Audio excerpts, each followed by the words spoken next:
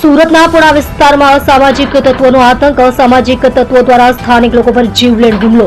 તલવાર અને લાકડાના ફટકા વડે હુમલો કરવામાં આવ્યો. બે ઇસમોને માથાના ભાગે તલવાર મારી જીવ લેવાની કોશિશ. સમગ્ર ઘટના સીસીટીવી કેમેરામાં કેદ.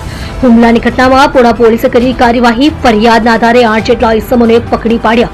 પુણા પોલીસ દ્વારા તમામ આરોપીની ધરપકડ કરવામાં આવી.